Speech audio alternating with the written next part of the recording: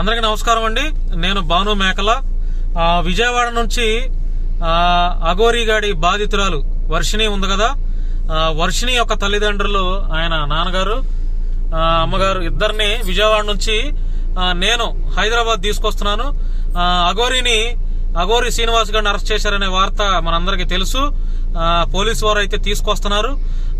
వీళ్ళ తల్లిదండ్రులను కూడా బాధ్యతగా ముందు నుండి నేను ఎలా అయితే కృషి చేస్తున్నానో, ఆ పిల్లని ఎలా అయినా ఈ తల్లిదండ్రులకు అప్పచెప్పాలని ఎలా అయితే కృషి చేస్తున్నానో, ఆ కృషిలో భాగంగానే ఇప్పుడు విజయవాడ నుంచి హైదరాబాద్ కి వీళ్ళని నేనే దగ్గరుండి తీసుకుని వస్తున్నాను. ఏమన్నా చెప్తారా మీరు? గట్టిగా సిసిటీవీ వాళ్ళకి, భాను గారికి మరి ముఖ్యంగా చిన్నపిల్లవాడిని ఎక్కువగా మొక్కకూడదు. ఆయనకు ధన్యవాదాలండి. ఆయనకు నా ఆశీస్సులు ఉండాలి. మాకు కుటుంబ ఆయన అఘోరి బాధితుల నుంచి కూడా మొదటి నుంచి కూడా మా కుటుంబానికి చాలా అండగా ఉండి వాడి భాగవతాలని, వాడు ఎవరైతే ఏం మోసం చేస్తే పెట్టిన కేసుల్ని, వాడు ఆపరేషన్ చేసుకున్న సర్టిఫికెట్, వాడు ఆధార్ కార్డు మొత్తం కూడా తీసుకొచ్చి మీడియా ప్రతినిధి మొత్తానికి తెలియవలసిన వ్యక్తి మన భాను గారు. మాకు మొదటి నుంచి చాలా అండగా ఉన్నారు. ఈ రోజు కూడా వాడిని అరెస్ట్ చేశారు అనగానే నా కుమార్తెను మా దగ్గర కలుపుదానికి మా తల్లిదండ్రులైన నన్ను, నా భార్యని తీసుకుని హైదరాబాద్ తీసుకొస్తున్నారు. కావున వారికి మరి ముఖ్యంగా ధన్యవాదాలు. కాదు చిన్నపిల్లాడు కాబట్టి అంత ఇదిగా చెప్పుకోవడం దానికి పర్లేదు ఏం పర్లేదు, నాకేం బ్లెస్సింగ్ అవసరంలా, ఆరోగ్యంగా ఉంటే చాలా. మనం ఏమైనా చెప్తావా సంతోషంగా? నమస్కారం అండి. భాను గారికి నా హృదయపూర్వక వందనాలు. ఫస్ట్ నుంచి చూసుకుని ఎట్టున్నారమ్మా, తిన్నారా తినలేదా, మేము ఎంతగానో కుంగిపోయామండి. నా పిల్లని ఈ రోజు పోలీసు వారు అరెస్ట్ చేసినందుకు పోలీస్ డిపార్ట్మెంట్ వారికి నా ధన్యవాదాలు. శివరుద్ర స్వామికి నా పాదాభివందనాలు. కాశీ బాలకృష్ణ గారికి నా పాదాభివందనాలు.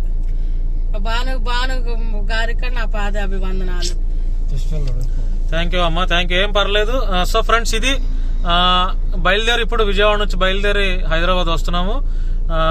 రేపు కొన్ని విషయాలు మాట్లాడుకుందాము. చాలా విషయాలు ఉన్నాయి, మాట్లాడాల్సిన విషయాలు చాలా ఉన్నాయి.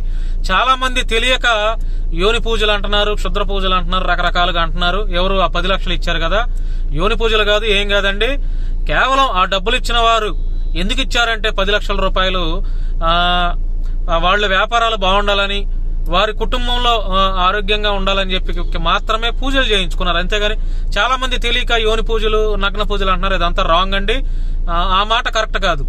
సో రేపు ఉదయం ప్రెస్ ముఖంగా మిగతా చాలా విషయాలు నేను నా ద్వారా తెలియజేస్తాను. ఇప్పటి వరకు మీరు అంతా సపోర్ట్ చేశారు, మీడియా వారు కూడా. ఇలాంటి దుర్మార్గుడిని మనం ఖండించాలి.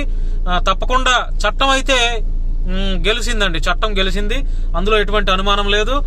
ఎలా అయినా సరే మరి పోలీసు వారు ఏ నిర్ణయాలు తీసుకుంటారో తెలియదు కాబట్టి వర్షిణిని మరి తల్లిదండ్రులతో పంపిస్తారా, లేదంటే వర్షిణిని కూడా అరెస్ట్ చేస్తారా అనేది మరి పోలీసు వారి ఎట్లా ఉంటుందో, వారి చట్ట ప్రకారం ఎలా చేస్తారో మనకైతే తెలియదు.